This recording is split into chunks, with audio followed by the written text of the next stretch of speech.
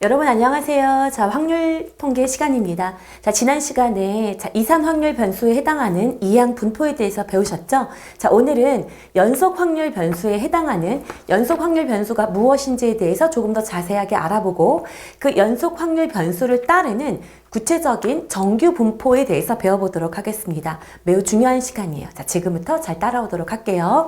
자, 연속 확률 변수는 선생님이 말한 적이 있죠. 자, 확률 변수 값이 연속적으로 이루어져 있는 것들을 말하는 거예요. 그래서 구체적으로 만약에 내가 어떤 것에 대해서 예를 들고 싶다라고 얘기를 할 때, 자, 여러분의 키라든가 자, 키가 있어요. 그쵸? 키라는 것은 굉장히 연속적인 것들이에요. 그래서 키부터 몸무게까지. 예를 들면 여러분, 내가 53kg다 라고 해봅시다. 자, 희망의 몸무게예요. 근데 53kg의 다음 몸무게는 53.1kg인가요? 그건 아니죠. 분명히 53과 53.1kg 사이에는 어떤 연속적인 수들이 분포할 거예요. 53에서 그 다음에 바로 53.1로 뛰어넘어가지 않는다는 얘기죠. 이렇게 연속적인 변수들이 연속적으로 분포되어 있는 것, 이거를 연속 확률 변수라고 한다는 거예요. 그래서 우리가 어떤 거를 조사할 때 키를 조사하겠다, 몸무게를 조사하겠다, 혹은 자, 시간. 예를 들면은 내가 이제 등교 시간을 조사한다든가, 자, 오늘의 기온, 온도에 대해서 조사하고 싶다라고 얘기를 하는 거예요. 온도도 마찬가지죠. 오늘이 한 영하 3도가 됐는데요. 내일 오전 7시쯤에는 영상 1도 정도가 되어 있다고 칩시다. 그럴 때 영하 3도에서 영상 1도까지 갑자기 번지 점프하듯이 뚝 하고 뛰어넘을 수 없어요. 연속적인 거, 마이너스 3도에서 1도가 될 때까지 연속적인 곡선을 그리게 될 것이란 얘기인 거죠. 이해되셨습니까? 그래서 변수 자체가 이렇게 연속적으로 구성되어 있는 그 변수를 가지고 그 변수에 해당하는 확률값들을 대응시키는 것, 그거를 연속 확률 변수라고 얘기를 합니다. 그럼 여러분, 이 아이는 그래서 이 연속 확률 변수를 드러낼 때 우리가 앞에서 배웠었던 이산 확률 변수 같은 경우는 확률 분포 표를 가지고 분석을 했었거든요. 근데 이 아이는 표를 그릴 수가 없어요. 그래서 이 아이는 주로 그래프를 이용해 준다라고 생각해 주시면 될 것 같습니다. 연속 확률 변수를 표현해 주는 방법은 주로 그래프일 거다라고 생각하시면 되고요. 그 그래프가 이 X축과, 여기가 이제 확률 변수 X가 될 거예요. 그쵸?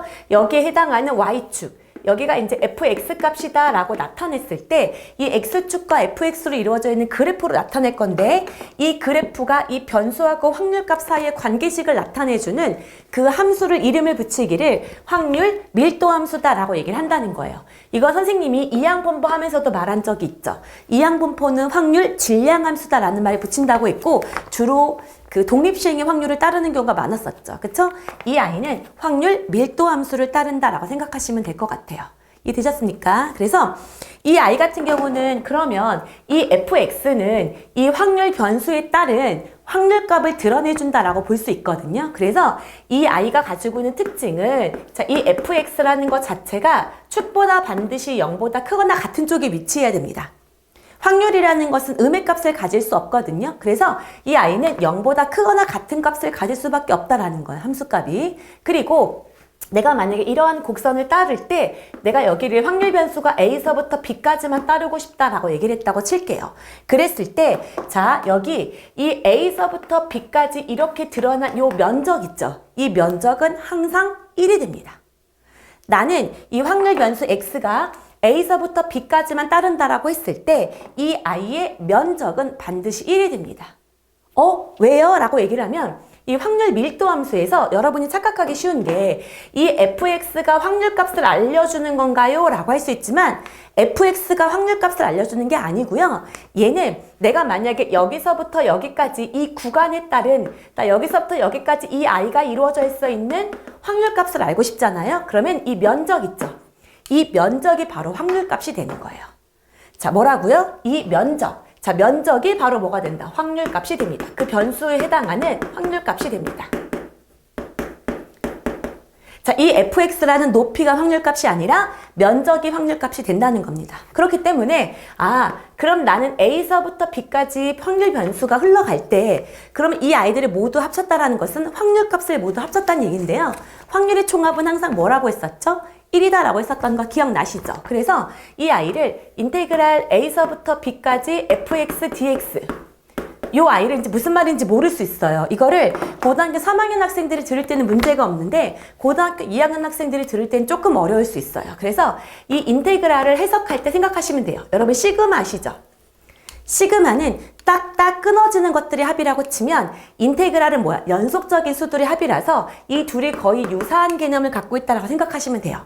그래서 시그마도 인테그랄도 어떤 의미를 갖고 있는 거다? 합의 의미를 갖고 있는 건데 그래서 A에서부터 B까지 이쪽에 있는 이 fx, 이 높이랑 dx는 괄호거든요.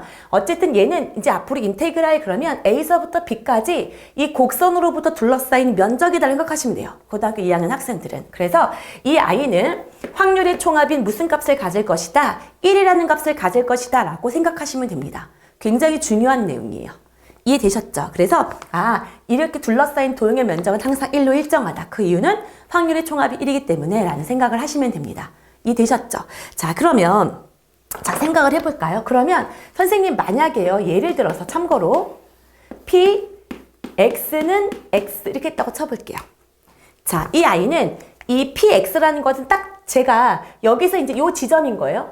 면적이 아닌 거죠. 면적은 원래 구간, 가로의 길이부터 높이 값이어야 되는데 딱 x가 x다라고 한 거예요. 그러면 한 지점인 거예요. 그럼 우리가 만약에 fx가 이렇게 있다고 쳐요. x일 때 여기가 fx라고 쳐볼게요.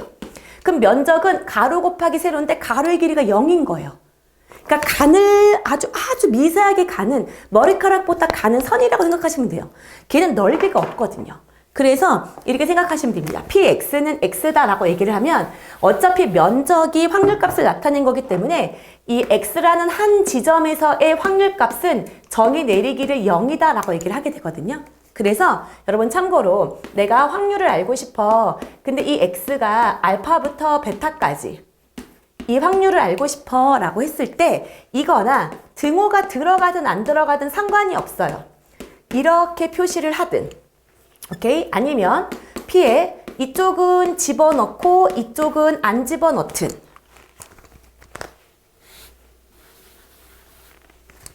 이쪽은 안 집어넣든 아니면 아예 아무것도 집어넣지 않든 뭐 알파보다는 크고 베타보다는 작다 이런 식으로 한다고 치잖아요. 그러면 어차피 등호는 확률, 넓이하고 영향을 끼치지 않아요. 넓이에 영향력이 없어요. 왜냐하면 그때 그 지점에서의 확률값은 0이기 때문에. 그래서 이 아이들을 어떻게 해주면 되는 거예요? 모두 다 등호가 있든 없든 그냥 거기 가로부터 세로까지를 한 구간으로 두고 그때의 면적을 확률값으로 보셔라 라는 겁니다. 이해되셨죠? 그래서 요거는 참고로 알아두시면 될 것 같아요. 그러면 밑에 보면 개념 플러스 이런 내용이 있어요. 자, 여기가 연속 확률 변수의 가장 대표적인 예인 시간을 갖고 한번 예를 들어보자 이거죠. 자, 여기 보면 10시와 자, 10시와 10시 12분 사이에 이미 이 시각에 도착하는 지하철이 있대요. 아, 그렇구나. 여기 이렇게 잡았을 때 요 아이가 확률 변수 x가 시간이에요. 그쵸? 근데 나는 10시 정각부터 10시 12분까지 나는 언제 도착할지 모른다는 거예요. 그쵸?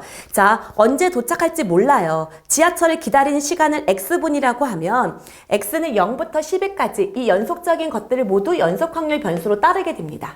이해되셨습니까? 그랬을 때 이 지하철을 기다리는 시간을 이렇게 얘기를 했습니다. 그러면 자, 여러분 여기가 시간이에요. 그럼 이들과의 관계는 이 아이는 쭉 언제 올지 몰라요. 이렇게. 그쵸? 이렇게 됐다고 칩시다. 그랬을 때 난 0부터 10일까지 중에 이렇게 둘러싼 이 면적의 총합이 뭐가 돼야 되는 거예요? 1이 돼야 되거든요. 그러면 아, 그래? 여기가 가로의 길이가 12야? 그러면 여기가 뭐가 될 수밖에 없겠구나. 12분의 1이 될 수 없겠구나. 12분의 1밖에 안 되겠구나 라고 생각을 하는 거예요. 그런 상태에서 이게 바로 뭐예요? 연속 확률 밀도 함수가 되는 거예요. 여기가 이제 fx축이 되는 거죠. fx축이 되는 거야. 그래 놓고 물어보는 거예요. 확률 변수 x가 3부터 6까지에 해당할 확률 값을 물어본다 라고 생각을 해보라는 거예요. 그러면 확률은 구간의 넓이를 말해주는 거기 때문에 여기 이쯤이 6이라고 두고 이쯤을 3이라고 두면 요만큼의 넓이를 묻고 있는 거다라고 생각하면 된다는 거죠. 그렇기 때문에 이 i는 가로의 길이가 뭐가 되는 거였고 3이고 세로가 12분의 1로 이루어져 있는 사각형의 넓이가 되는 거니까 이때의 확률값은 4분의 1이에요 라고 풀어줄 수 있다는 거예요. 이게 바로 연속 확률 변수에서 확률값을 구하는 방법입니다. 이해되셨죠? 자, 그러면 여기를 좀 페이지를 넘겨서 그러면 이제 이걸 갖고 필수 예제 문제 한번 풀어보도록 하겠습니다. 자, 여러분 페이지 96쪽이고요. 자, 예제 1번 하고 보도록 하겠습니다. 연속 확률 변수 x의 확률 밀도함수 fx가 주어져 있습니다. 이때 fx는 ax예요 라고 줬고요. 이때 x를 어디서부터 어디까지? 자, 0부터 뭐까지? 2까지. 요때 1대 다음을 구하세요 라고 얘기를 했다는 거예요. 자, 그럼 여러분 일단 얘는 원점을 지난 함수니까요. 여기를 x축이라고 두고 자, 여기를 fx라고 둘게요. 이런 상태에서 자, 여러분 이 아이가 기울기가 양수이면 이렇게 올라갈 거고 음수이면 내려갈 거예요. 선생님 둘 중에 뭐를 선택해요? 라고 할 수 있을 거예요. 근데 애초에 연속 확률 밀도 함수는 이 fx 값이 x축보다 반드시 위쪽에만 그림이 그려져야 돼요. 그 이유가 뭐 때문이었냐면 면적이 뭐였다는 거야? 확률이었는데 확률은 음의 값을 가질 수 없거든요. 그러니까 높이 역할을 하고 있는 fx가 음수가 되어버리면 확률 값이 음수가 되거든요. 그렇기 때문에 안 된다라는 거죠. 이해되셨습니까? 그래서 그래? 그 원점을 지나면서 오른쪽 위로 향하는 이런 그래프를 그릴 수밖에 없겠구나. 그리고 나는 이 아이를 0부터 2까지로만 제한하기로 약속했어요. 그러면 이때는 여기 높이가 당연히 이 a가 될 거죠. 그때 a 값을 구하는 방법은 이때 이 면적, 이 둘러싸인 이 면적이 항상 확률값의 총합인 1로 똑같아야 된다라는 거죠. 그러면 가로의 길이가 2고 세로의 길이가 2a고 곱하기 2분의 1을 했을 때 그 확률값이 뭐가 되면 됩니까? 1이 되면 됩니다 라는 거예요. 그래서 이렇게 약분을 하면 a는 뭐를 말하는 거구나? 2분의 1이면 된다는 거구나 라는 거죠. 이해되셨죠? 그래서 a의 값은 일단 구했어. 그러면 그런 상태에서 나 0부터 어디까지 구하자? 1까지 구하자. 0부터 1까지 구하자. 그러면 1을 집어넣으면 이때의 함수값은 뭐예요? a가 되는 겁니다. 그러면 이때 이만큼 둘러싸인 면적이 실제 뭐가 되는 거다? 확률이 되는 거다라는 거죠. 그러므로 가로의 길이는 1, 세로의 길이는 a 곱하기 2분의 1이에요. 그럼 a는 2분의 1이었기 때문에 우리가 원하는 답은 뭐다? 4분의 1입니다. 라고 처리해 주시면 됩니다. 이해되셨죠? 자, 그 다음에 자, 여러 번 보면 여기 특강 개념으로 되어 있어요. 특강 개념도 이건 적분을 좀 알아야 되는 거라서 고등학교 2학년 학생들은 조금 어렵게 느껴질 수 있는데 그냥 참고적으로만 조금 알아두시면 될 것 같아요. 그래서 자, 플러스 특강. 아이고. 자, 플러스 특강이에요. 자, 여기서 보면 이게 이제 이미 미적분을 다 배운 고등학교 3학년 학생들한테는 이 내용을 담을 수 있기 때문에 제가 이 부분은 다루도록 하겠습니다. 보면 여기가 이제 x가 되고 여기가 이제 fx라는 아이예요. 그때 내가 이제 이런 식으로 둘러싸여져 있고 자, 여기가 알파, 여기가 베타 이렇게 되어 있대요. 그리고 나는 p 자, x가 a서부터 b까지만 다루고 싶어요 라고 얘기를 하면 선생님이 얘기를 했었습니다. 첫 번째, 나는 인테그랄이라는 건 뭐냐 그랬죠? 알파서부터 베타까지 이 아이랑 이 곡선으로 둘러싸인 이 아이의 면적을 나타내주는 기호예요. 그렇기 때문에 알파부터 뭐야? 베타까지 fx, dx. 오케이? 이 아이는 이 면적을 말하는 거기 때문에 항상 확률의 총합인 1이 됩니다. 이해되셨죠? 그 다음에 자, 두 번째, 나 인테그랄 내가 만약에 a서부터 b까지만 알고 싶다. 그러면 여기가 만약에 a고 여기가 만약에 이렇게 b였다고 치면 요만큼의 면적을 표현하는 방법은 어떻게 되는 거죠? 인테그랄 a서부터 b까지, 그쵸? fx, dx로 표현을 할 거고요. 그 i가 바로 확률값이란 얘기인 거죠. 확률, 변수 x가 a서부터 b까지일 때의 확률값을 이렇게 표현을 한다는 얘기예요. 그러면 자, 여러분 우리 이산 확률 변수를 표현해 주는 거 우리가 EX 있었고 VX 있었고요. 시그마 X 있었던 거 기억나시죠? 이걸 다시 한번 따져볼까요? EX는 뭐였습니까? 평균이었죠. 이 평균 어떻게 구하는 거였죠? 변수랑 확률을 모두 싹 다 곱한 다음에 더하는 거였죠. 그래서 시그마를 빌린다고 치면 시그마 i가 뭐 0부터 n까지 그러면 xi, pi 이렇게 썼었어요.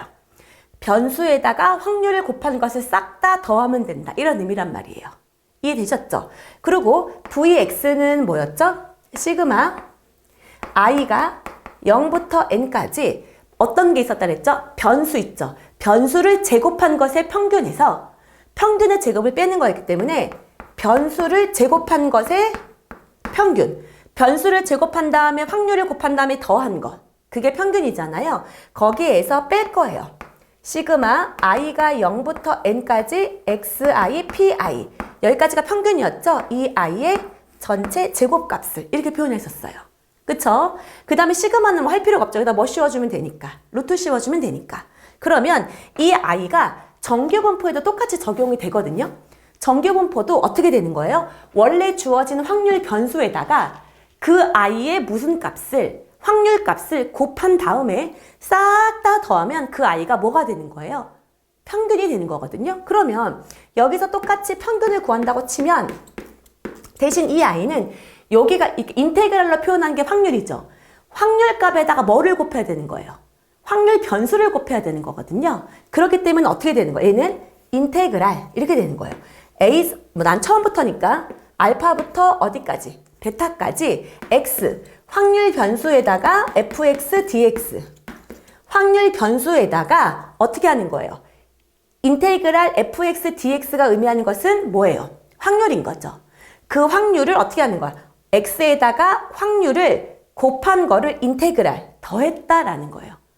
얘랑 똑같은 거예요. 변수에다가 확률을 더했다. 여기도 똑같이 변수에다가 확률을 더했다. 이렇게 생각하라는 얘기인 거죠. 이해되셨습니까? 선생님, 얘가 왜 확률이에요? 그러면 확률이 내가 면적이라 그랬죠. 이게 뭐냐면 fx가 의미하는 게 이 주어진 면적의 세로를 의미하는 거고 dx가 가로를 의미하는 거라서 세로 곱하기 가로 하면 여기가 면적이거든요. 그쵸? 그 면적과 변수를 곱하면 즉 변수랑 확률 값을 곱했다는 얘기야. 그 i를 싹 다 더해라 라는 의미이기 때문에 이것과 의미가 일맥상통한다는 얘기인 거예요. 그러면 vx도 생각을 해보면 자, 인테그랄 내가 알파부터 베타까지 생각을 하면 이번에는 x가 아니라 x제곱의 평균인 거죠. 그럼 똑같이 x자리에 모으면 돼요. x제곱 오면 됩니다. 이 변수를 제곱한 다음에 fx, dx는 그 변수가 있는 것의 면적, 즉 확률이고요. 그 변수를 제곱한 것이랑 확률을 곱한 다음에 싹 다 더해라. 이게 바로 뭐가 되는 거야? x를 제곱하는 것의 평균인 거예요. 굳이 만약에 기호로 따진다면 이게 2x의 제곱이 되는 거죠. 이렇게 되는 아이. 2x의 제곱. 이게 되는 거예요. 그쵸? 그럼 여기에다가 빼야 되겠죠? 뭐예요? 2x의 전체 제곱을. 맞습니까? 이게 바로 무슨 값이 되는 거다? 분산값이 되는 거다라는 거예요. 표준 편차는 여기다 똑같이 루트를 씌우면 되니까요. 그래서 여러분 너무 어려워요 라고 생각을 하면 이 부분을 그냥 어쩔 수 없어요. 이 기호가 나왔을 때 내가 평균을 구하는 건지 분산을 구하는 건지 한 번에 알아둘 필요가 있거든요. 그래서 어쩔 수 없어요. 저는 지금 설명을 했지만 저는 잘 납득이 안 돼. 그럼 이거 통으로 외우실 수밖에 없습니다. 이해되셨죠? 그래서 이러한 각각의 기호가 나왔을 때 이 아이가 평균을 묻는 거구나 분산을 묻는 거구나 라는 걸 알아들어야 된다는 얘기인 거죠. 이해되셨죠? 그래서 여기 부분을 이제 특강 정도로 고등학교 2학년 같은 경우는 아마 잘 나오지 않을 거예요. 적분을 하지 않는 이상은. 이해되셨죠? 그래서 요거를 참고로 알아두도록 하자라는 거죠. 이해되셨죠? 자, 그러면 선생님이 연속 확률 변수가 뭐인지에 대해서는 지금 얘기를 했습니다. 그러면 이 아이를 갖고 나는 이제 뭐를 해봐야 되겠구나. 이 아이의 구체적인 확률 분포 한 개 정도는 배워야 되지 않을까? 그리고 그 아이가 바로 뭐가 되는 거예요? 정규 분포가 되는 겁니다. 그래서 본격적으로 연속 확률 변수를 따르는 정규 분포에 대해서 배워보도록 할 거고요. 굉장히 중요한 단원이 됩니다. 통계에서 가장 중요한 단원이라고 보셔도 될 것 같아요. 그러면 잠깐 칠판 정리하고 그 다음에 다시 오도록 할게요. 자, 이제 본격적으로 연속 확률 변수의 대표적인 확률 분포인 정규 분포에 대해서 구체적으로 이제 배워보도록 하겠습니다. 자, 여러분 페이지는 98페이지고요. 자, 정규 분포가 뭔지부터 먼저 생각을 해봐야 되겠죠. 정규 분포는 이산 확률 변수가 아니라 연속 확률 변수를 따르기 때문에 이 아이의 확률 밀도 함수가 있는데 이 확률 밀도 함수가 정해져 있어요. 정규 분포는. 그래서 먼저 제가 써주면 얘는 루트 2파이 시그마. 자, 이렇게 되어 있고요. 분의 1에 2. 그 다음에 이 아이는 마이너스, 저도 이걸 안 외우고 있거든요. 이 시그마의 제곱에 x 빼기 m의 제곱이다. 자, 이렇게 될게요. 그쵸? 자, 이렇게 된 분포예요. 근데 여러분, 자, 저도 지금 이걸 맡았다면서 보고 있죠. 이거 거의 외우지 않습니다. 이거를 우리가 분석하거나 그러지 않아요. 특히나 확률과 통계는 문과생과 이과생들이 다 다루고 있는 거기 때문에 이것이 가지고 있는 의미를 다룰 수가 없어요. 특히나 여기 있는 이 아이는 이과생들만 배우는 자연상수이기 때문에 저게 도대체 뭔지조차 알 수가 없거든요. 그래서 그냥 저 아이가 정규분포 곡선을 따르는 확률 밀도함수구나 정도로만 파악하시면 되지 쟤를 외울 필요는 없습니다. 이해되셨죠? 자, 그러면 일단 정규분포가 뭐냐라는 거예요. 그쵸? 정규분포에서 우리가 일반적으로 정규분포를 표현을 할 때는 이 아이를 N, 여기다 이렇게 쓸까요? 이 아이를 N 이렇게 쓰고 여기가 이제 노말의 약자예요. 노말. 일반적이다, 정상적이다 라는 거니까 어떻게 생각하면 되냐면 우리가 사회현상에 대해서 통계를 내는 거죠. 어떤 거를 분석하기 위해서, 데이터를 뽑기 위해서 그랬을 때 이 정규분포는 가장 일반적이고 가장 정상적이고 가장 표준화되어 있는 것들에 대해서 분포를 다루는 거다라고 생각을 하시면 돼요. 그래서 예를 들면 그거죠. 우리는 1등급부터 9등급까지 점수대가 있잖아요. 그러면 1등급하고 9등급 가장 높은 점수랑 가장 낮은 점수의 비율은 굉장히 적고 평균에 근접한 아이들은 굉장히 많은 양의 것들을 갖고 있겠죠. 그쵸? 이게 일반적인 사회 현상이 거의 대부분일 거야. 어떤 신생아가 태어났는데 신생아의 몸무게를 재. 그러면 진짜 1% 우량아들하고 진짜 완전 저체중아를 빼면 가운데 있는 아이들 층이 굉장히 두툼할 거란 얘기야. 몸무게들이 굉장히 비슷비슷할 거란 얘기거든요. 그래서 자, 아주 뛰어나거나 아주 부족한 아이들을 제외하고 나머지 중간 그룹에 있는 아이들의 그 층이 가장 두터운 형태 그리고 스무스한 종 모양을 그리고 있거든요. 그게 사회 전반적인 변화를 나타내거나 어떤 사회의 모습 혹은 자연현상을 분석할 때 거의 일반적인 형태를 따르고 있거든요. 그걸 갖고 바로 정규분포라고 얘기를 합니다. 우리가 고등학생들이 배울 때 이항분포 같은 경우는 평균이나 분산이나 표준 편차를 구하기에 가장 무난한 계산을 쓸 수 있어. 그래서 고등학생들이 받아들이기 이질감을 느끼지 않을 수 있어. 이래서 이항분포를 배운다면 정규분포는 가장 일반적이고 가장 많이 쓰이는 분포이기 때문이에요. 그래서 가장 사회현상을 분석하기에 가장 좋은 분포다. 그래서 고등학생이 이거를 배워두기에는 가장 노멀한 거니까 괜찮다라고 해서 배운다라고 생각하시면 될 것 같아요. 그래서 이 정규분포를 나타낼 때는 표를 나타낼 때는 M, 그 다음에 시그마의 제곱 이렇게 표현을 합니다. 여러분 M이 뭔지는 알죠? 이 I는 당연히 평균에 대한 것이 오는 걸 거고요. 그리고 이 시그마가 당연히 뭐입니까? 표준 편차가 되겠지. 그리고 이 평균과 표준 편차가 이 확률 밀도 함수를 분석해 봤더니 여기에 시그마가 있고 여기에도 시그마가 있습니다.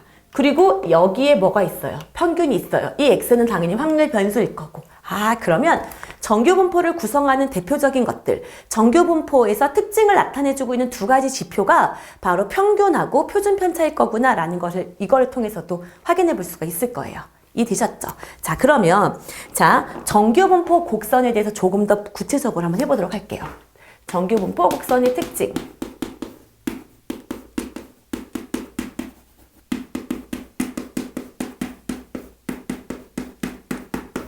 자, 정규분포 곡선의 특징을 만약에 한다고 치면 어차피 이 아이도 확률 밀도 함수, 연속 확률 변수이기 때문에 여기가 이제 x축이다 라고 놨을 때 이 fx는 축보다 반드시 위의 그림을 그려야 됩니다. 그때 이 그림이 어떤 느낌이냐면요. 자, 이렇게 어떤 축을 기준으로 대칭인 형태를 갖게 돼요. 그랬을 때 이 축을 기준으로 대칭인 선대칭 도형이거든요. 그래서 이 정규분포 곡선은 첫 번째 종 모양의 선대칭 도형이다 라는 거예요. 종 모양의 선대칭 도형의 형태를 따르게 됩니다 랍니다. 종 모양의 선대칭 도형을 따르게 되는데 선생님 그럼 이 선대칭이 되는 이 기준은 뭘까요? 라고 생각을 해보면 제가 아까쯤에도 성적을 얘기한 거나 그 신생아의 몸무게를 얘기하거나 혹은 여름에서 오는 강우량 이런 것들 그쵸? 이런 걸 얘기한다고 생각을 해봅시다. 강수량 이런 것들 그랬을 때 이 아이는 어때요? 가장 노멀한 형태가 바로 평균이죠. 평균에 근접할수록 어때요? 높다라는 것은 확률값이 두툼하다. 그러니까 즉 평균치가 될 확률이 높다 이런 의미가 되는 거죠. 그래서 이 가장 높은 지표를 차지하는 부분이 바로 평균이에요. 평균이 될 확률이 전체적인 확률값보다 제일 높으니까. 우리가 1등급부터 9등급까지 있을 때 1등급하고 9등급은 굉장히 극소 인원이죠. 근데 3등급이에요, 4등급이에요. 굉장히 많거든요. 왜요? 평균에 가까워지려고 하기 때문인 거죠. 그래서 자, 이 정 가운데 지표, 대칭을 이루는 이 아이에 바로 뭐가 온다? 평균이 옵니다. 그래서 평균을 기준으로 좌우가 완벽한 대칭 형태를 이룬다. 이게 정규분포의 특징입니다. 이해되셨죠? 그 다음에 이 아이는 자 1등급과 9등급이 있어요. 우리 그런 거 있잖아요. 수험생들, 수능을 치르는 수험생들 중에서 만점자가 이번에 막 12명이 나왔다. 그럼 되게 많이 나온 것 같지만 실제로 전체적인 수험생 수를 고려한다고 치면 만점자가 나올 확률은 거의 0에 가까워요. 그래서 이 아이는 거의 뭐예요? X축에 거의 수렴하려고 한다. X축에 거의 다 을락말락 할 거다라고 생각을 하면 되거든요. 그래서 이걸 갖고 이 X축을 무슨 선으로 갖는다? 점근선으로 갖는다라고 설명을 합니다. 그래서 두 번째, 이 아이는 X축이 점근선의 형태가 된다. 이 X축이 점근선 역할을 한다라고 생각하면 돼요. 이해되셨죠? 자, 그 다음에 또 하나가 뭐예요? 당연히 선생님이 이 둘러싸인 면적의 확률값을 나타낸 거라고 말씀을 드렸죠. 그렇기 때문에 이 전체적인 면적을 말한다라고 얘기하면 이거는 확률의 총합을 말하는 거고 이게 바로 뭐가 되는 거예요? 확률의 총합인 거니까 당연히 뭘까요? 1이다 라고 생각하시면 되겠죠. 그래서 세 번째. 자, 세 번째. X축과 자, 곡선으로 둘러싸인 넓이는 X축과 곡선으로 둘러싸인 넓이는 항상 1이 된다라는 거죠. 그쵸? 왜? 확률의 총합은 1이기 때문이죠. 이해되셨습니까? 자, 이거를 제가 여기를 이제 A라고 놓고 여기가 B라고 둔다고 치면 기호적으로는 어떻게도 설명할 수 있죠? 인테그랄 A서부터 B까지 자, X 아니죠. 이거는 이제 평균을 나타내 주는 거고. A서부터 B까지 그냥 넓이 fx 곱하기 dx가 분명히 세로 곱하기 가로를 의미한다 그랬어요. 세로 곱하기 가로에 해당하는 아이를 싹 다 더한 값은 자 총합인 거니까 뭐가 되는 거다? 1이 되는 거다라는 말과 똑같은 의미죠. 이해되셨습니까? 오케이. 자, 그 다음에 이걸 분석을 해볼게요. 자, 보면 이 모양을 외울 필요는 없지만 자 여기서 이거 지수함수죠, 여러분. 그쵸? 그러면 지수함수를 생각해 볼게요. 그럼 이 아이의 지수함수는 얘는 어차피 이제 상수 배가 되는 거니까 신경 쓰지 마시고 여기 앞에 이제 마이너스가 붙어 있어요. 그렇기 때문에 얘는 2분의 1승이다라고 생각할 수 있죠. 왜냐면 우리가 예를 들면 y는 2의 마이너스 1이다 라고 얘기하면 2분의 1이 되는 것처럼 이해되셨죠? 그래서 지수함수라고 생각을 해볼 거예요. 그래서 만약에 이렇게 됐다고 생각을 해볼까요? 이렇게 됐을 때 여기 있는 이 값이 커지면 커질수록 그쵸? 이 값이 커지면 커질수록 전체 값은 어떻게 되고 있습니까? 작아지고 있는 구조가 될 거예요. 그쵸? 그러면 이 아이가 커진다고? 그럼 이 아이가 커진다는 말의 의미는 어떤 걸까요? 분모가 커지는 거겠죠. 그쵸? 그러면 분모가 커진다. 그러면 뭐가 커지는 거예요? 시그마 값이 커지는 거죠. 그래서 자, 네 번째. 만약에 m을 일정하게 두는 거야. 한 값은 일정하게 둡시다. m을 일정하게 두고 시그마를 키워볼게요. 시그마를 키워본다는 것은 이 아이는 표준 편차죠. 표준 편차를 키워볼 거예요. 표준 편차를 키워버리면 어떻게 돼요? 여기가 커지는 거니까 커지면 커질수록 전체 값은 어떻게 되고 있는 거예요? 작아진다라고 볼 수 있겠죠. 선생님 이해 안 돼요? 그럼 이렇게 생각해 보세요. 표준 편차는 평균으로부터 분포되는 정도가 흩어져 있는 정도가 크다는 얘기예요. 그러면 많이 흩어져 있다라고 생각을 하면 돼요. 근데 자 생각을 해봐 여러분. 이 아이는 넓이 값이 항상 1로 일정해요. 그럼 이렇게 생각하는 거야. 나에게는 하얀색 밀가루 반죽이 있어요. 혹은 찰흙이라고 생각을 합시다. 그래서 나는 딱 1kg에 해당하는 찰흙을 갖고 예쁘게 모양을 만들었어요. 종 모양의 곡선을. 근데 얘를 좀 퍼지게 하고 싶어. 그럼 어떻게 돼요? 위에 아래를 꾹 누르면 이렇게 꾹 누르면 옆으로 쫙 하고 퍼지겠죠. 그러면 표준 편차가 크다는 거는 쫙 하고 퍼진다는 얘기거든요. 그럼 퍼진다는 말의 의미는 이 아이의 높이 값이 어떻게 된다는 얘기예요? 낮아진다라고 생각하면 돼요. 이해되셨죠? 그래서 시그마의 값이 만약에 커진다라고 얘기를 하면 그쵸? 가운데 높이가 낮아지게 됩니다. 가운데 높이가 낮아진다라고 생각하시면 돼요. 가운데 높이가 낮아진다. 즉 넓게 퍼진다 모양이 넓게 퍼진 모양이 된다라고 생각하면 될 것 같습니다. 이렇게. 그래서 만약에 나한테 두 가지를 분석할 수 있어. 근데 둘이 하나는 이렇게 된 아이가 있어. M은 똑같아요. 그리고 하나는 파란색으로 해볼까요? 이렇게 된 아이가 있다고 칩시다. 이렇게. 그쵸? 그랬을 때, 자, 이 A 그래프를 A라고 두고 파란색을 B라고 놓을게요. 이 중에서 높낮이를 보는 거예요. 높이값이 가운데 있는 것의 높이값을 보세요. 이 B가 더 어때요? 낮죠? 그럼 높이가 낮다는 건 표준 편차가 어떻다는 얘기야? 크다라고 생각하시면 돼요. 자, 표준 편차가 A랑 B랑 비교했을 때 B가 더 크다라고 볼 수 있다는 거야. A보다 B가 더 크다. 그럼 이거를 해석한다고 치면 어때요? 평균에 많이 밀집해 있다 아니면 평균으로부터 흩어져 있다. 흩어져 있다라는 거죠. 그쵸? 자, 어떻게 되어 있다? 얘는 흩어진 정도가 크다라는 거니까 흩어져 있다. 많이 밀집해 있지 않구나 라고 생각하면 된다는 얘기인 거죠. 이 높낮이를 갖고 결정을 한다는 얘기예요. 이해되셨죠? 그 다음에 5번째. 이번에는 시그마의 값을 일정하게 만들어 볼게요. 자, 시그마의 값을 일정하게 만들고 싶어요 라고 얘기를 하면 자, 어떻게 되는 거야? 시그마가 일정하구나. 그럼 얘가 일정하구나. 그쵸? 그러면 이제 뭐예요? 시그마를 일정하게 뒀다. 그러면 이제 뭐야? M의 변화를 둘 수 있거든요. 근데 시그마가 일정하다라는 말의 의미는 그래프의 모양을 결정할 수는 없어요. 왜냐면 시그마가 퍼진 정도죠. 그쵸? 퍼진 정도를 나타낸다는 것은 시그마가 결정하는 거야. 즉, 그러면 이 시그마 값이 의미하는 것은 뭐야? 그래프의 모양을 결정하는 아이가 되는 거죠. 이 표준 편차가 그래프의 모양을 결정하는 거야. 이 아이가 그래프의 모양을 결정하는구나.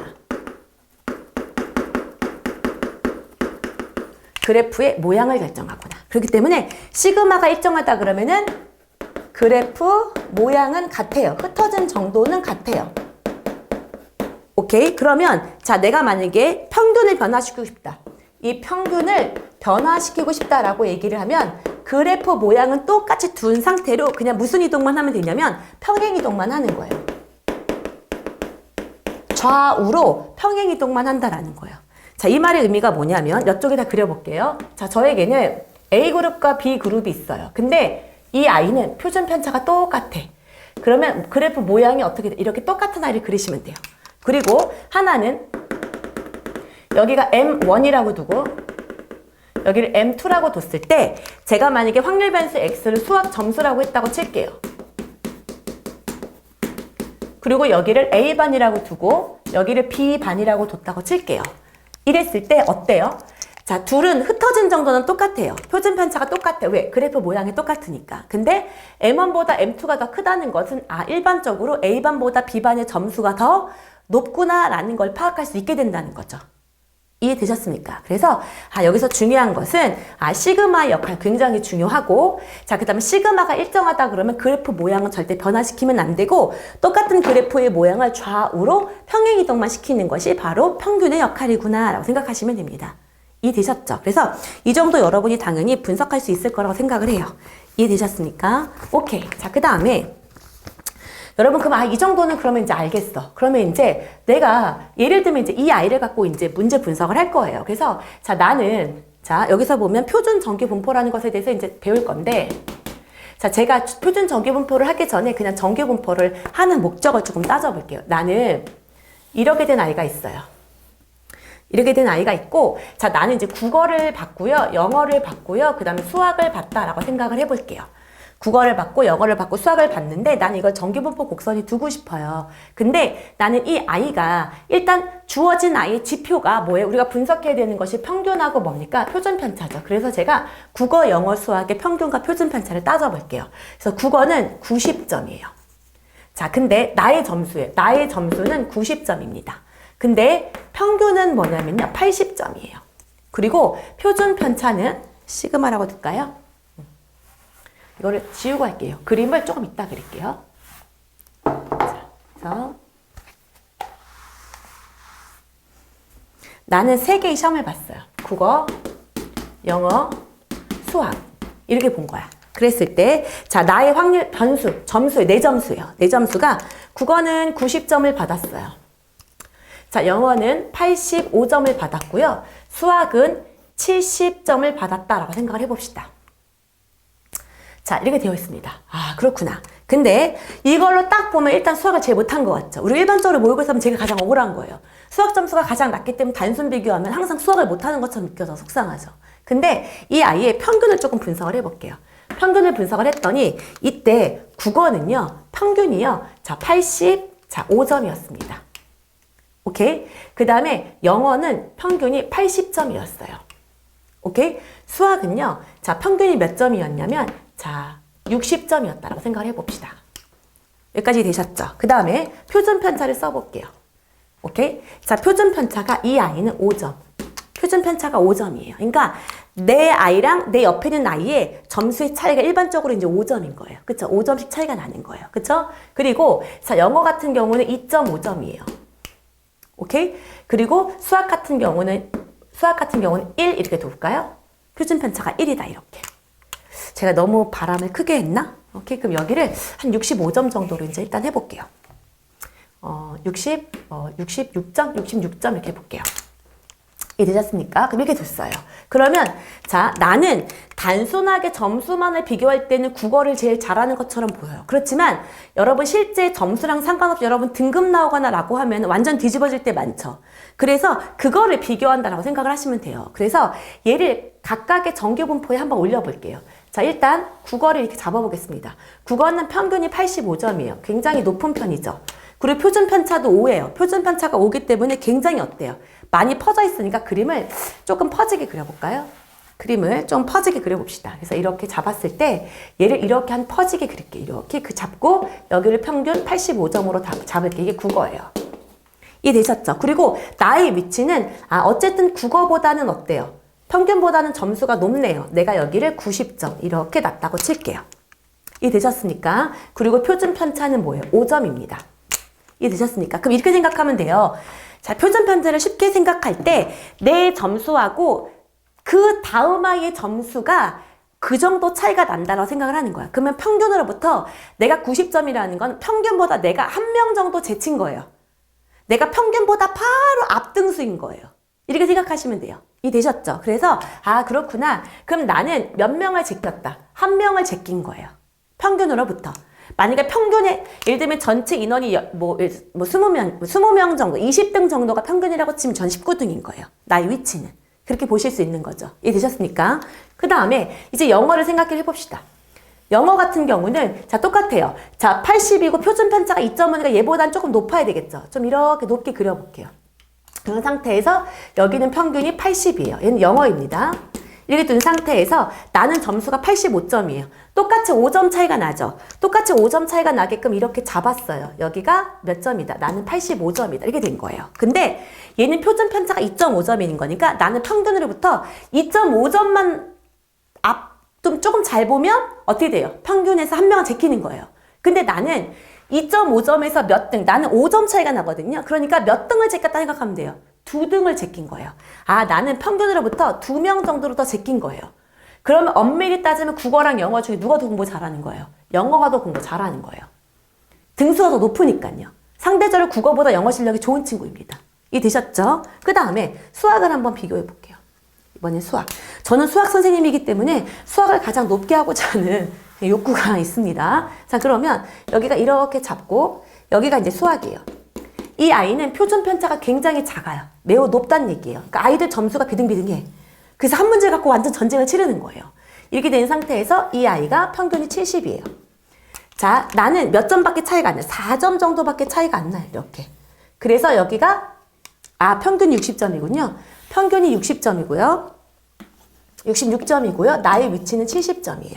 그래서 여기는 이제 한 4칸 정도밖에 차이가 안 나요. 근데 표준 편차가 1이에요. 그럼 뭐냐면 내가 1점만 많아도 한 명을 제끼는 거예요. 그러면은 이 간격의 차이가 4점. 그럼 몇 명 제낀 거예요? 4명을 제낀 겁니다. 4명. 4명을 제낀 거예요. 이렇게 생각을 하자 이건 거죠. 근데 여러분 이거를 그러면 이제 상대적으로 수학을 이제 공부 잘하네 이렇게 해야 된다는 얘기죠. 등수를 따지자면 분명히 수학이 가장 높은 등급을 따를 거란 얘기인 거죠. 근데 이거를 매번 이렇게 따지니까 좀 짜증이 나는 거야. 그래서 얘를 우리 표준화라는 걸 조금 해보자 라고 하게 됩니다. 표준화. 표준화를 제가 말하는 거예요. 그러면 어차피 나는 평균으로부터 어느 만큼 더 앞에 있느냐 뒤에 있느냐를 따지고 싶으니까 일단 그러면 평균을 0이라 쳐. 0이라고 치고 표준 편차를 한 번 제낄 때마다 그 표준 편차를 1이라고 두자. 그래서 한 명 제꼈으면 1 이렇게 두자 이건 거예요. 그러면 자 모든 아이들을 표준화를 거쳤다고 치면 이렇게 생각하는 거야. 얘를 차라리 하나에 이렇게 된 곡선이 두는 거야. 전기부분 곡선에. 그리고 난 다음에 이 정가운데 평균을 0이라고 두자. 자 그러면 얘는 지금 몇 명 제낀 거예요? 한 명 제꼈으니까 나는 이렇게 1의 자리에 누가 있다. 요 위치에 이 위치에 나는 국어 성적, 국어 등수 세웠을 때 이렇게 되어 있는 거야. 한 명 앞에 있다. 얘는 내가 몇 명 앞에 있다 그랬죠? 2명 앞에 있는 거를 자 어떻게 표준 편차 2로 두는 거예요. 나는 여기 2의 위치에 있다라고 생각하라는 거예요. 여기가 영어가 되는 거죠. 그 다음에 여기는 그럼 뭐가 되는 거예요? 4가 되는 거죠. 그러면 3, 4. 저희 너무 발음이 너무 컸죠. 여기가 4. 그쵸? 그러면 이 위치에 뭐가 있는 거예요? 수학이 있는 거예요. 그럼 일로 가면 갈수록 잘하는 사람이기 때문에 수학을 제일 잘하고 그 다음에 영어고 그 다음에 국어다 이렇게 생각을 하는 거죠. 그래도 모두 다 평균보다 높은 편이지만 수학 점수가 굉장히 좋은 친구다라고 생각을 한다는 얘기인 거죠. 이걸 갖고 무슨화 과정을 거친다, 표준화 과정을 거친다라고 얘기를 하게 돼요. 그랬을 때 여러분 각각의 점수 이 x 있죠. 이 나의 점수하고 평균으로부터의 차이 그게 편차죠. 그쵸? 나하고 평균으로부터의 차이를 원래 가지고 있는 시그마로 나눠. 이게 실제로 나의 위치가 되는 거죠. 얘는 5칸 차이가 나는데요. 표준 편차를 나눴더니 뭐예요? 한 배. 그러니까 즉 표준 편차의 한 배인 거야. 그럼 한 명 제꼈다 생각하라는 얘기죠. 얘 같은 경우는 차이가 5예요. 똑같이. 차이가 5인데 표준 편차가 2.5니까 아 표준 편차의 2배네. 그럼 나는 2명 제꼈어. 그쵸? 그 다음에 여기에 차이가 뭐예요? 4죠. 이 4를 표준 편차로 나눴어. 표준 편차의 4배네 이런 거야. 그럼 한 4명 제꼈어. 생각하라는 얘기인 거죠. 그랬을 때 요 아이를 표준화된 점수 혹은 표준화된 변수라고 해서 이 아이를 Z라고 얘기를 합니다. 그러니까 결국 국어든 영어든 수학이든 따로따로 할 게 아니라 여기를 Z축이라고 두고 국어, 영어, 수학을 이쪽 그래프에 옮기면 국어, 영어, 수학의 실력을 극명하게 판단할 수 있게 된다는 얘기예요. 이게 바로 표준화 과정을 거친다라고 얘기를 하는 겁니다. 이게 바로 중요한 공식이 되겠죠. 저는 그렇게 말을 따져요. 이만큼의 간격이 있어. 이 간격이 표준 편차의 몇 배인가를 따지라고 얘기를 해요. 이만큼의 간격이 표준 편차의 몇 배인가. 그게 나의 실질적인 위치가 된다라고 생각하시면 됩니다. 나는 표준 편차의 5배야. 그럼 나는 0으로부터 5칸 떨어져 있는 거예요. 나하고 평균하고의 점수가 만약에 뭐 10인데 그 간격이 10인데 표준 편차의 3배야. 이 아이가 그럼 나는 실제로 평균으로부터 3칸 정도 앞에 나가 있는 거예요. 이렇게 판단을 할 수 있다라는 겁니다. 이해되셨죠? 그래서 표준화가 뭔지에 대해서 이제 배웠어. 그리고 이렇게 하잖아요. 그럼 뭐가 좋은 줄 아세요? 이 모든 아이들을 표준화 과정을 거치면 나는 국어, 영어, 수학 이렇게 했을 때 이런 간격 있죠? 이런 면적을 구하고 싶을 때 원래 매번 매 순간순간 인테그랄, 적분을 이용해서 공식을 해가지고 이제 막 구해야 되거든요. 근데 이렇게 표준화 과정을 거치면 표준 정규 분포표라는 게 있어요. 우리가 제곱근표, 로그표, 뭐 삼각비표처럼 표준 정규 분포표가 있어요. 일단 애들이 다 만들어 놓은 거야. 실제로 넓이값 다 구해 놓은 거야. 걔를 통해서 확률값을 되게 쉽고 빠르게 구할 수가 있게 된다는 거예요. 이해되셨습니까? 그래서 이 부분은 어떻게 해서 평균을 구하고 어떻게 해서 확률을 구하고 하는지는 뒷페이지를 통해서 자세하게 설명을 드리도록 하겠습니다. 오케이? 자, 그러면 여러분 101쪽에 이제 필수 예제를 통해서 이제 본격적으로 문제를 한번 풀어보도록 할게요. 잠깐 칠판을 좀 지우도록 하겠습니다. 자, 이어서 필수 예제 풀어보도록 할게요.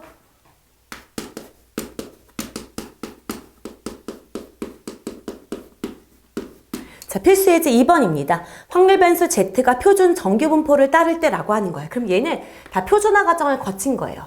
표준화 과정을 거쳤다는 말의 의미는 모든 아이들의 평균을 0으로 두고 표준 편차를 1로 두자라는 거예요. 여러분 이왕이면 다 이제 그림을 항상 그리세요. 정규 분포는 여기 0 이렇게 두겠습니다. 이렇게 둔 상태에서 오른쪽 표준 정규 분포표를 이용해서 다음 확률을 구하여라 라고 얘기를 했거든요. 그때 오른쪽 표를 보면 이렇게 되어 있죠. 이렇게 잡았을 때 여기가 Z다. 그랬을 때 이 확률을 알려주는 거야. 이게 확률값이란 얘기인데 0서부터 Z까지. 근데 그 Z가 나에게 주어진 이 작은 Z다라는 거예요. 그쵸? 그랬을 때 이쪽에는 요 Z, 요 Z가 여기는 이 Z가 되는 거죠. 이해되셨습니까? 그랬을 때, 자, 나는 0.5다. 그 다음에 여기가 뭐인 거야? 1.0이다. 아이고. 자, 1.0이다. 그 다음에 1.5다. 2.0이다. 그 다음에 3.0이다. 이렇게 뒀거든요. 그때 여기가 0.1915.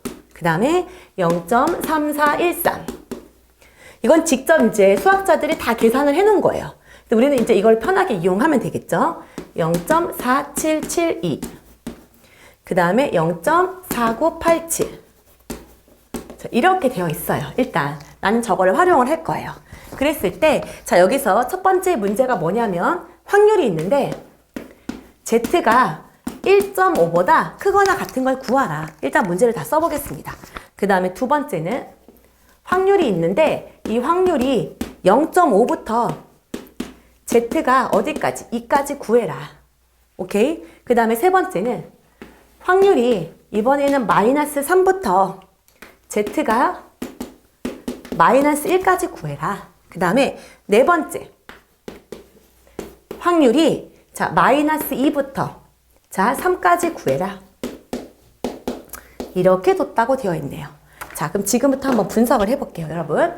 자, Z가 1.5보다 크거나 같대요. 그럼 여기에다가 1.5를 쓰는 거예요. 이해되셨습니까? 그러면 1.5보다 크거나 같다는 건 여기 부분의 면적을 묻고 있는 거거든요. 근데 우리가 저 면적의 총합이 뭐인 걸 알죠? 이미 1인 걸 알고 있어요. 그렇기 때문에 좌우 대칭이기 때문에 요만큼의 면적은 우리가 이미 0.5인 걸 알고 있습니다. 이해되셨죠? 그러면 자, 여기서 이 표준 정규분포표의 특징은 뭐냐면 반드시 무조건 0부터 시작한다는 거예요. 그러면 나는 여기서부터 여기까지의 면적을 표준 정규분포표를 이용해서 구할 수 있는 거예요. 0부터 1.5까지를. 그러면 1.5는 이쪽을 보면 이게 끝지점이거든요. 그러니까 0부터 1.5에 해당하는 것의 확률은 이렇게 나와 있다는 얘기죠. 0.4332로. 아, 그렇구나. 여기가 0.4332구나 라는 얘기인 거예요. 그러면 내가 구하려고 하는 것은 0.5에서 0.4332를 빼주세요 라는 의미가 된다는 얘기인 거죠. 이해됐습니까? 얘는 이제 계산 여러분 직접 하세요. 알겠죠? 그 다음에 이번에는 또 뭐인 거야? 여기가 이제 반복이 되니까 이쪽에 다 그릴게요. 여러분, 이렇게 또 그려보겠습니다. 자, 여기가 0이에요. Z값이. 이번에는 0.5부터 어디까지? 2까지 이만큼을 알고 싶대요. 근데 나는 이 표준 정규분포표는 반드시 뭐부터 시작한다고요? 0부터 시작한다고요. 그렇기 때문에 얘는 0부터 2까지 요만큼에서 0부터 0.5까지를 어떻게 해서 빼서 풀면 되는 거죠. 그러면 0부터 2까지면 여기를 보는 거죠. 아, 0.4772에서 빼자. 뭐를? 0.5까지. 그러면 0.1915 이렇게 쓰면 된다는 얘기인 거죠. 이해되셨습니까? 자, 그 다음에 확률이 마이너스 3부터 마이너스 1까지래요. 그러면 여기가 마이너스 3이고 이쯤이 마이너스 1일 거예요. 그럼 요만큼을 묻는다는 얘기는 얘는 좌우 대칭인 거죠. 그렇기 때문에 나 그냥 1부터 어디까지? 3까지를 묻는 거라고 생각을 하자는 얘기인 거죠. 그래서 이 i랑 똑같은 확률값은 확률 변수 x를 1부터 어디까지? 3까지로 두자라는 거예요. 왜냐하면 음의 값이 나와 있지 않으니까. 이해되셨죠? 그러면 똑같이 0부터 3까지의 확률에서 0부터 1까지의 확률값만 빼면 되죠. 그러면 0부터 3인 거니까 0.4987에서 빼자. 0.1까지. 그럼 0.3413. 이렇게 계산해주면 되겠구나 라고 해주시면 되겠죠. 되셨습니까? 그 다음에 4번 같은 경우는 그림을 한 번만 더 그려보면 자, 이렇게 되어 있고요. 여기가 Z죠. 여기가 0이에요. 여기가 마이너스 2고 이만큼을 3이라고 둘게요. 그랬을 때 아, 나 여기서부터 여기까지 이만큼을 다 물어보고 있는 거예요. 그쵸? 그러면 얘는 0부터 3까지는 편하게 구할 수 있겠죠. 여기는. 그쵸? 0부터 3까지는 뭐예요? 0.4987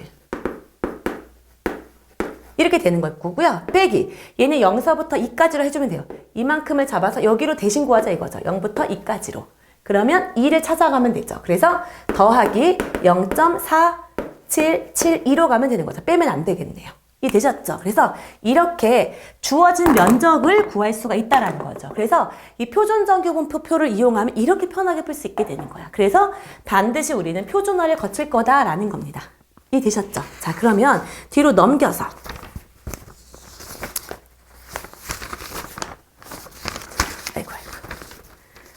잠시만요. 101쪽 했고, 그 다음에 이제 102쪽 가보도록 하겠습니다. 자, 세 번째입니다. 세 번째 문제 이어서 풀게요. 여기 부분 굉장히 쉬워요. 차라리 제발 시험을 내주세요, 내주세요. 아마 그럴 거예요. 자, 확률 변수 x가 이 n이 자 평균이 100이고 여기가 10의 제곱인 거니까 시그마가 10인 거예요. 그치? 표준 편차가. 이것을 따를 때 오른쪽 표준 정규분포표를 이용해서 구하세요 라고 얘기를 했어요. 제 표준 정규분포표는 더 이상 안 쓸게요. 자, P가 90부터 X가 110까지래요. X가 110까지다.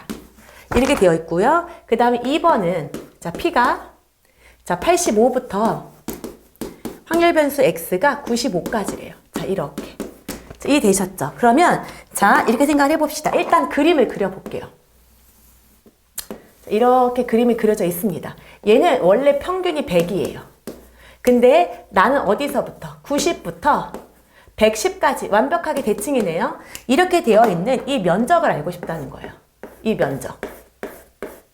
근데 얘를 직접 구하지 말고 표준화를 거치란 얘기야. 그러면 표준화를 거치란 얘기는 요 아이를 평균 0으로 두란 얘기야.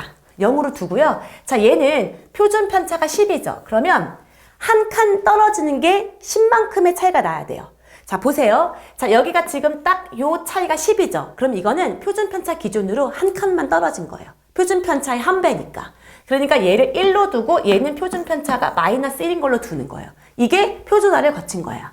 그러면 나는 Z가 0부터 1까지 이건 여기 있네요. 0.3413 그 아이를 몇 배 해주면 된다? 2배 해주면 되는 거예요. 그래서 그러므로 얘는 2 곱하기 0.3413 얘가 답이 된다라고 생각하시면 되는 거죠.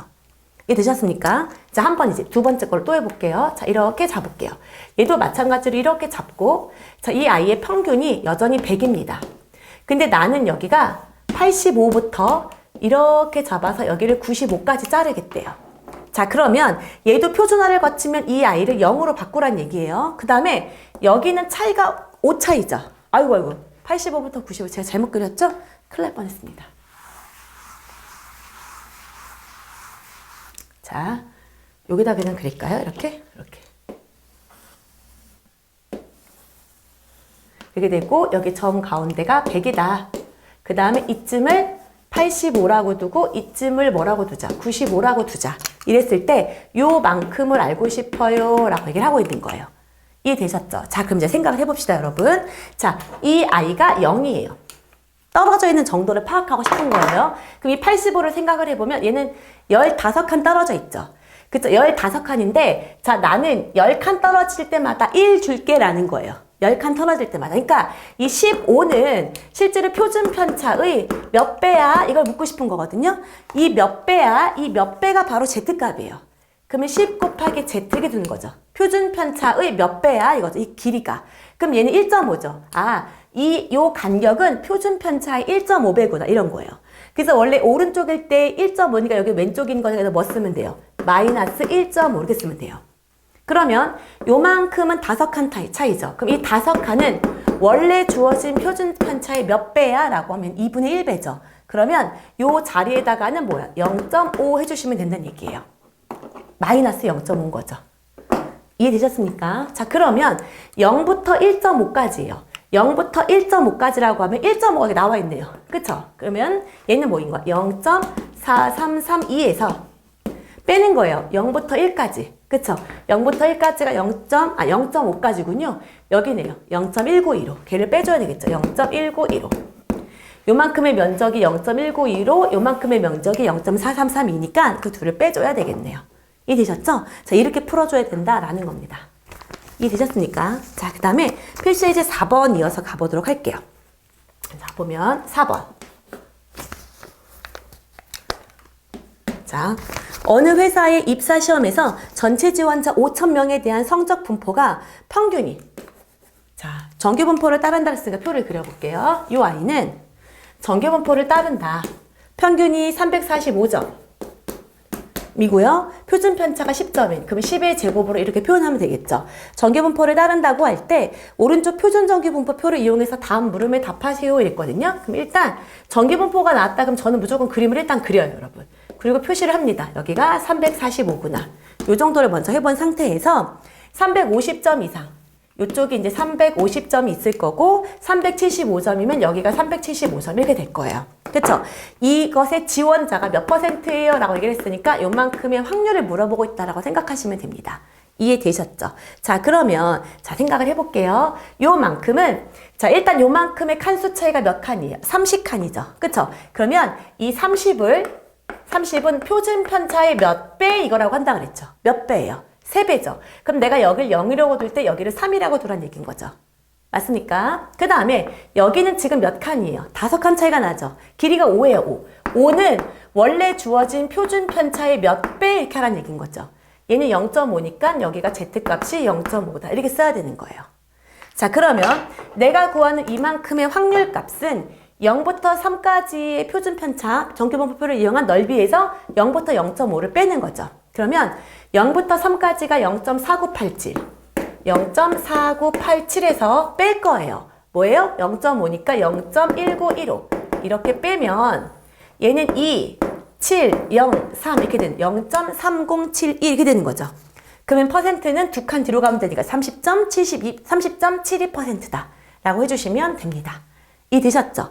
그리고 물어본 거는 점수가 365점 이상인 지원자 그랬어요. 자, 한 번만 더 그림을 그리면 자, 이렇게 되어 있고 아이고 자 이렇게 되어 있어요. 여기가 평균이에요. 여기가 345고요. 물어본 거 있는 거는 365점 이쯤 잡을게요. 365점 이상 요만큼이에요. 요만큼의 인원이 몇 명인지를 구하라고 되어 있습니다. 자, 그럼 똑같아요. 자, 넓이를 알고 싶으면 표준화 과정을 거치셔야 됩니다. 여기를 0이라고 둘게요. 여기는 지금 길이가 20이에요. 그럼 똑같아. 20은 원래 주어진 표준 편차의 몇 배라고 하라는 거예요. 몇 배예요? 2배죠. 아, 그럼 얘가 0이면 얘는 z값이 2구나 이런 거예요. 자, 그러면 나는 0부터 2까지 해당하는 요만큼의 면적은 0부터 2까지인 거니까 0.4772예요. 아, 여기가 0.4772구나.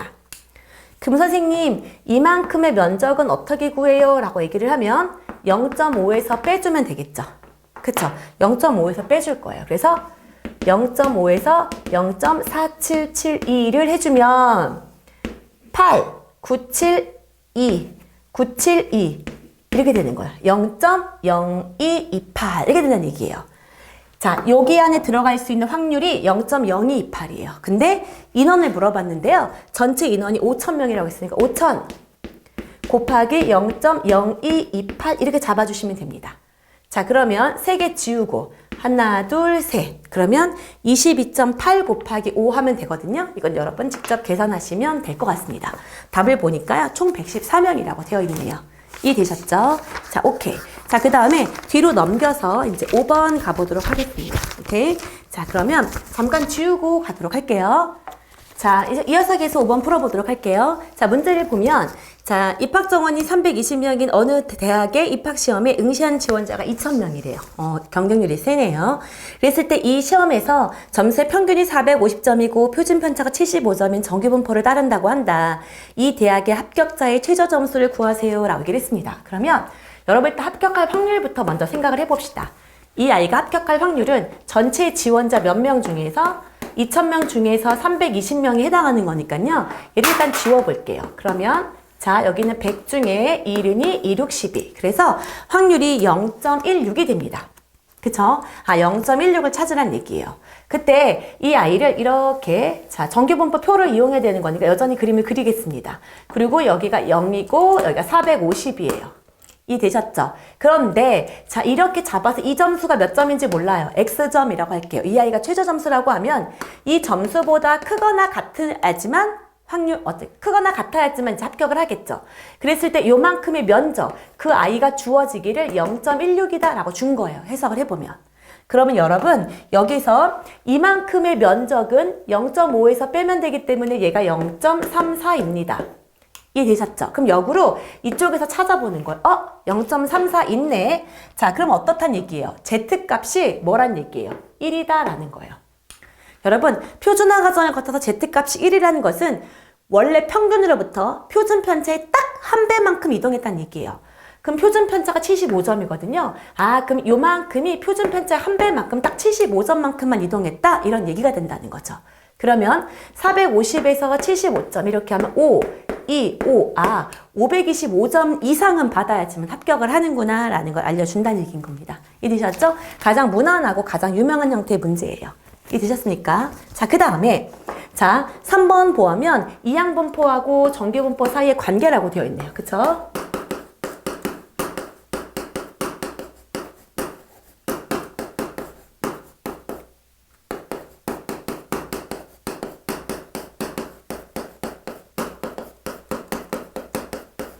자, 이항분포와 정규분포 사이의 관계, 이거 굉장히 중요하고요. 시험에서 반영되는 비율이 굉장히 높은 쪽에 속합니다. 당연히 모의고사에도 많이 나오고요.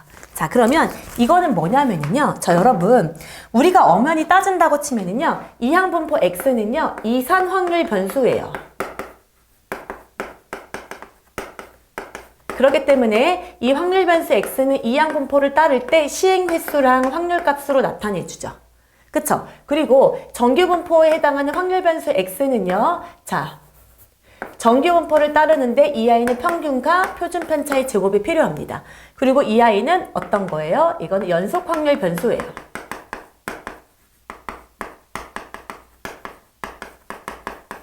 자, 그리고 사실은 이 정규분포는 어떤 특징이 있냐면 확률의 총합을 구하기가 굉장히 편하다는 얘기인 거죠.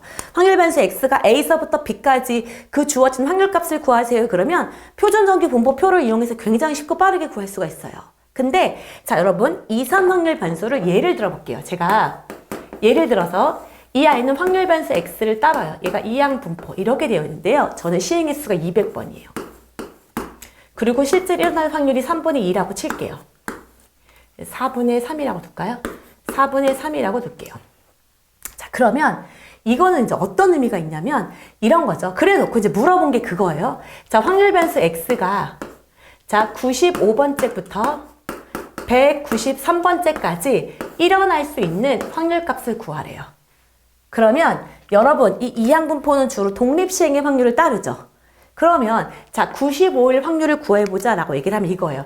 나는 200번 시행 중에서 95번을 선택할 거야. 그리고 그때 확률은 4분의 3을 벌써부터 질려요. 95제곱을 하고요. 4분의 1을 자 105제곱을 할 거야. 이렇게 계속 가는 거예요. 계속 가서 어디까지?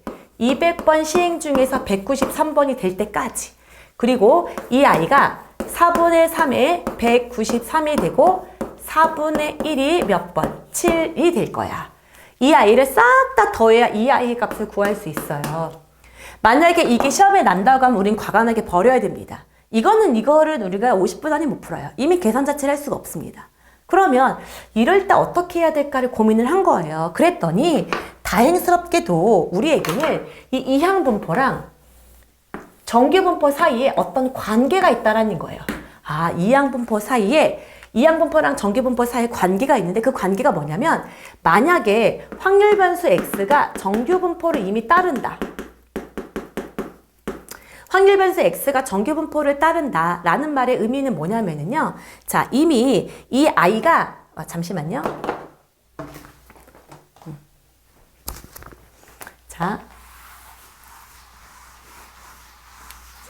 자, 이게 이제 뭐냐면, 자, 이런 거예요. 여기에서, 내가 어떤 행동을 하는데, 이거를 계속 하기가 너무 힘든다. 이게 지금 왜 그런 거냐면, 이때 이 시행 횟수가 너무 크기 때문이에요. 시행 횟수가 커요. 문제에서는, 혹은 교과서의 시행 횟수가 충분히 크다면, 이런 말을 해요.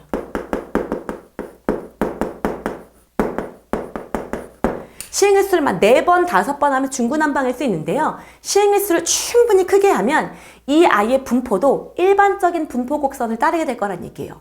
그럼 일반적인 분포 곡선을 따른다는 건 이 이항분포마저도 어떤 걸 따르게 될 거다. 점찍기가 될지언정 정규 분포를 따르게 될 거란 얘기예요. 그래서 이산 확률, 이 이항 분포조차도 확률 변수 X면 평균에 가장 많은 아이들이 있고 많은 횟수가 있을 거, 횟수죠. 그 다음에 점점 이렇게 점찍기가 된다는 얘기인 거예요. 이런 식으로. 그래서 이 아이도 그래프를 이렇게 점이지만 연결을 해보면 스무스하게 어떤 얘기가 돼 있구나? 정규분포 곡선을 따르게 되겠구나가 이 이항분포랑 정규분포 사이의 관계인 거예요. 근데 그 전제 조건이 어떤 거예요? 시행 횟수가 충분히 크다면 이게 전제가 됩니다. 그러면 선생님, 시행 횟수가 충분히 크다면 이걸 어떻게 받아들여야 될까요? 크다라는 기준은 사람마다 다르잖아요. 이럴 수 있겠죠. 그래서 일반적으로 한 20번에서 25번 정도가 넘어가면 충분히 크다고 봐요. 그걸 독립시행으로 따르기가 되게 어려우니까, 계산하기가. 그리고 더 좋은 거는 그런 아이 말을 좋아요. 다음 이항분포의 확률을 구할 건데 그 확률을 표준 정규 분포표를 이용해서 구하세요 라고 말을 해줍니다. 그럼 이 이항분포는 시행 횟수가 충분히 큰 거고, 실제로 그런 시행을 했을 때 이 이항분포마저도 이 점찍기처럼 딱딱 끊어진 이 점들을 연결하면 정규분포 곡선을 따른다는 의미구나 라고 해석해도 된다는 얘기예요. 이해되셨습니까? 그래서 어떻게 하면 되는 거야? 이 아이가 이렇게 되어 있는 아이를 정규 분포에 근사한다라고 얘기를 해요. 정규 분포화하면 이 아이가 정규 분포로 바뀌게 되는데, 그러면 여기는 평균을 쓸 거니까 NP 값이 되는 거고요. 얘는 분산인 거니까 NPQ가 되는 거죠. 시그마의 제곱은 분산이니까요. 그래서 이 아이는 확률 변수 X가 정규 분포를 따르는데 둘을 곱하면 4, 5, 20, 150이 되는 거고요. 그쵸? 그 다음에 150 곱하기 4분의 1 이렇게 되겠죠. 선생님 좀 산수를 못해서 4분의 150 이렇게 돼서 얘를 갖고 정규 분포 표를 그리는 거죠. 정규 분포 그래프를 이렇게 그릴 거예요. 그러면 여기가 평균이 150이 되는 거라 이제 어떻게 줄 수 있어요? 이쪽인 95부터 이렇게 되어 있는 193까지 이 면적을 표준 정규 분포표를 이용해서 쉽고 빠르게 구할 수 있다 이겁니다. 굉장히 중요한 내용이에요. 이해되셨습니까? 그러면 이 아이를 실제로 한번 연습을 한번 해보도록 하겠습니다. 보면 자, 필수 예제 6번을 볼게요. 자, 한 개의 동전을 64회 던졌을 때 앞면이 30회 이상 34회 이하로 나올 확률을 표준정규 분포표를 이용해서 구하세요 이랬거든요. 이때 자 6번을 보면 중요한 게 이 아이가 정규 분포가 아니라 이항 분포를 따른다는 걸 알고 싶어요. 일단 얘가 이항 분포를 따르는구나 라는 걸 눈치를 채야 돼요. 그때 선생님이 이항 분포를 따른다는 걸 눈치를 채려면 첫 번째 확률 변수 X가 횟수 또는 개수여야 한다라고 얘기를 했었어요.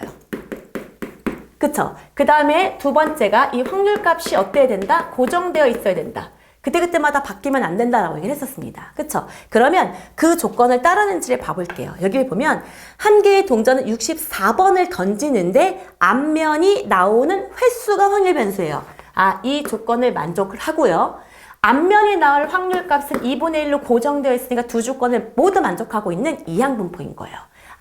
이 확률 변수는 이항 분포니까 시행 횟수 64번, 그 다음에 앞면이 나올 확률 2분의 1로 써놓고, 여러분 충분히 64번이면 크다고 보는 거예요. 근데 그래도 약간 미심쩍으면 옆에 표준정규 분포표를 이용해서 라고 얘기를 했으니까 이 아이를 정규 분포화하란 얘기구나. 이 아이가 64번을 충분히 시행 횟수를 늘리면 정규 분포 곡선을 따른다는 뜻이구나 라고 생각하라는 얘기인 거죠. 그래서 이 아이는 정규 분포를 따른다. 그러면 여기에 평균을 넣을 거니까 이 둘의 평균은 어떻습니까? 평균 64 곱하기 2분의 1인 거니까 32 이렇게 32 쓰고요. 그 다음에 Vx는 원래 주어진 32에 Q를 곱하는 거니까 16 4의 제곱이구나 이렇게 써주시면 이제 끝나는 겁니다. 자, 그러면 이 아이를 이제 정규 분포화 하면 되니까요. 자, 이렇게 표시를 하고 이렇게 잡았을 때 여기가 뭐가 된다? 32가 되는 거고요. 자, 나는 원하는 바가 30회 이상, 여기가 30회 이상, 그 다음에 34회 이하, 여기가 34회죠. 34회 이하로 나올 확률 그랬으니까 나 여기서부터 여기까지만 다루라는 얘기구나 라고 생각해 주면 된다는 얘기인 거죠. 여기까지 되셨습니까? 자, 그러면 자 30부터 32까지인 거니까 몇 칸 차이가 나요, 여러분? 2칸이에요. 자, 정규 분포와 표준화 할 거예요. 얘를 0으로 두면 얘가 2칸이에요. 2칸은 길이 2는 원래 주어진 표준 편차의 몇 배 이거죠. 2분의 1배니까 여기가 마이너스 0.5가 될 거예요. 그 다음에 요만큼의 길이는 몇인 거예요? 30, 여기도 똑같네요. 내가 그림을 조금 그지같이 그려서 그렇지. 여기도 얘랑 길이가 똑같아요. 그럼 여기도 뭐가 되는 거야? 0.5가 되겠네요. 이해되셨죠? 그러면 자 0부터 0.5가 표시가 되어 있어요. 0.1915래요. 그러면 그 아이를 몇 배 해주자? 2배 해주세요를 통해서 확률값을 구할 수 있을 거다라는 겁니다. 이해되셨죠? 자, 그럼 이제 이어서 7번 보도록 할게요. 마지막 문제네요. 자, 흰 바둑돌 5개와 검은 바둑돌 20개가 들어있대요. 자, 흰색이 5개 있고요. 검은 게 20개가 들어있는 자, 바둑통에서 임의로 한 개의 바둑돌을 꺼낼 때 흰 바둑돌을 꺼내면 10점. 흰 바둑돌을 꺼내면 10점을 얻고 그 다음에 검은색 바둑돌을 꺼내면 2점을 잃고 싶대요. 마이너스 2점이래요. 자, 2점을 잃는 게임이 있다. 이 게임을 1600회 했대요. 시행 횟수가 1600번이나 돼. 딱 봐도 이항분포죠. 이 아이는 이항분포구나. 1600번 시행을 반복한 거예요. 그랬는데 여기는 선생님 획득한 점수라고 되어 있는데요? 라고 얘기했죠. 근데 우리는 이항분포로 나타내주면 이 아이 뭐여야 돼요? 횟수여야 합니다. 그쵸? 횟수여야지만 돼요. 그러면 일단 나는 이 이항분포를 횟수로 두고 일단 마무리를 해볼게요. 그리고 나는 흰색 바둑돌이 나오는 횟수를 두고 싶다라고 일단 제한을 두겠습니다. 흰색 아니면 검은색인데 나의 관심은 흰색이다라고 생각을 해보면 얘는 전체 25개 중에서 5인 거니까 확률이 5분의 1일 거예요. 그러면 나는 이 아이의 평균은 횟수인 거죠. 평균 흰 공에 나온 횟수가 되는 거예요. 그럼 얘는 5분의 1인 거니까 5, 32, 5, 20, 320번 정도 나온다는 얘기예요. 그리고 Vx는 320번 곱하기 5분의 4까지 해주면 되는 거니까 5, 6에 30, 5, 4, 20인 거니까 8이 16의 제곱이 되겠네요. 이렇게. 여기까지 되셨죠? 일단 여기까지 써놓을 거예요. 근데 여기서 물어보고 있는 거는 뭐냐면 점수예요. 그러면 나는 횟수를 확률변수 x라고 뒀다면 새로운 확률변수 y를 줄게요. y는 뭐가 되냐면 이제 점수가 됩니다. y는 점수예요. 그러면 점수가 1024점 이상이 되고 싶대요. 그럼 이 y가 1024점 이상이 될 뭐를 찾고 싶은 거예요? 확률을 찾고 싶은 거예요. 그러면 나는 x에 대한 정보만 알고 있기 때문에 이 y를 뭐에 대한 정보로 바꾸셔야 되냐면 x에 대한 정보로 바꾸셔야 돼요. 그래서 자, 생각을 해보세요. 점수면 나는 x가 범 나올 때마다 10점이 추가되니까 일단 점수인 y는 10x를 일단 쓰고요. 그쵸? 10x라고 쓰고 그 다음에 뭐예요? 나는 총 시행 횟수가 몇 번? 1600번 중에서 x번을 뺄 거죠. 그 다음에 1600번 중에서 x번을 뺀 거는 평균적으로 뭐가 나올 거예요? 검은 공이 나올 건데 그때마다 마이너스 2점이 된다. 이런 완벽한 점수죠. 그쵸? 그러면 자, y가 10x 빼기 3200 더하기 2x니까 12x로 바꾸고요. 이 i가 1024보다 크거나 같을 x값을 알고 싶다로 바뀌는 거죠. 그러면 12x는 크거나 같아요. 3200 해주면 4224가 되는 거죠. 그러면 6이 12, 66에 36, 67에 42, 6, 30, 6, 4, 24. 그러면 x는 크거나 같다. 2, 3은 6, 2, 50, 2, 1은 4. 352번 이상이 될 확률을 구하라는 걸로 바뀌게 됩니다. 이 y를 뭐로 바꾼 거야, 다시. 확률 변수 x로 바꿔서 이 x가 352번 이상이 될 확률을 구해라는 거예요. 근데 여러분 보기에도 시행 횟수 더럽게 큽니다.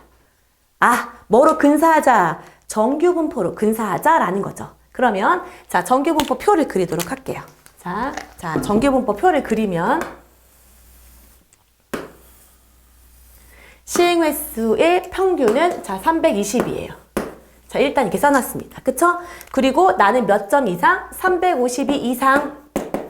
자, 여기 알고 싶어 라는 얘기가 되는 거죠. 자, 그러면 자, 요만큼의 간격이 몇이에요? 32예요. 그럼 이만큼의 간격은 자, 표준 편차는 16이죠. 16의 z배야. 지겹도록 외워야 돼. 16의 z배야. 그럼 몇 배인 거야? 2배 된 거죠? 그러니까 얘는 0이라고 두면 얘가 2야. 이런 의미가 되는 거죠. 이해되셨습니까? 그러면 0서부터 2까지의 표는 뭐라고 되어 있습니까? 0.4772. 그럼 그게 답이 아니죠. 여기가 0.4772인 거예요. 그렇기 때문에 여기를 알고 싶으면 0.5에서 어떻게 주면 된다? 빼면 된다. 그래서 답은 8, 972, 972, 0.0228이 바로 뭐가 될까요? 답이 되겠구나 라고 생각하시면 됩니다.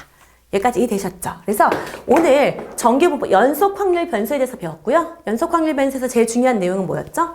자, 면적의 총합이 뭐다? 1이다. 왜? 확률값이 1이기 때문에. 그 다음에 연속 확률 변수 같은 경우는 fx 자체를 확률을 절대 두시면 안 된다. fx라는 높이값하고 가로의 길이를 곱한 면적이 확률값이 되는 거다. 이게 연속 확률 변수에서 굉장히 중요한 내용이었고요. 연속 확률 변수를 따르는 가장 중요한 확률 분포, 바로 정규 분포죠. 가장 일상생활을 한다든가 사회생활, 자연환경을 분석할 때, 자연현상을 분석할 때 가장 일반적인 형태를 따른다라고 해서 정규 분포를 노멀이라는 말을 써서 n자를 쓴다고 얘기했습니다. 그쵸? 그리고 정규 분포가 가지고 있는 특징은 평균을 기준으로 어떻다? 좌우 대칭을 이루는 종 모양의 곡선이다. 라고 했던 거. 그러다 보니까 양쪽의 면적값이 0.5, 0.5로 비등비등하다. 라고 했던 거. 그쵸? 그리고 그래프 모양을 결정하는 건 표준 편차. 표준 편차가 커지면 높이가 낮아진다. 퍼지니까. 그쵸? 그 다음에 또 하나는 뭐가 있었죠? 자, 평균을 결정하는 것은 뭐야? 오른쪽, 왼쪽 평균 이동만 할 뿐, 평행 이동만 할 뿐, 그래프 모양은 결정할 수 없다. 이런 또 특징이 있었어요. 그쵸? 그리고 난 다음에 우리가 정규분포 표를 이용해서 자, 면적을 쉽게 빠르게 구하기 위해서 표준화 과정을 거쳤던 거 기억나시죠? 이 표준화 과정을 빠르게 하려면 어떻게 하는 거였어요? 평균으로부터 내가 떨어진 그 길이를 먼저 구하죠. 그리고 그 길이가 원래 주어진 표준 편차의 몇 배 할 때 그 배수 처리되는 그것이 바로 z값이 된다라고 얘기를 했었던 거 기억나시죠? 그래서 정규분포 표를 이용해서 표준 정규분포 표를 이용해서 우리는 굉장히 빠르게 확률값을 구할 수 있었어요. 그리고 이항분포랑 정규분포의 관계가 어떤 게 있었죠?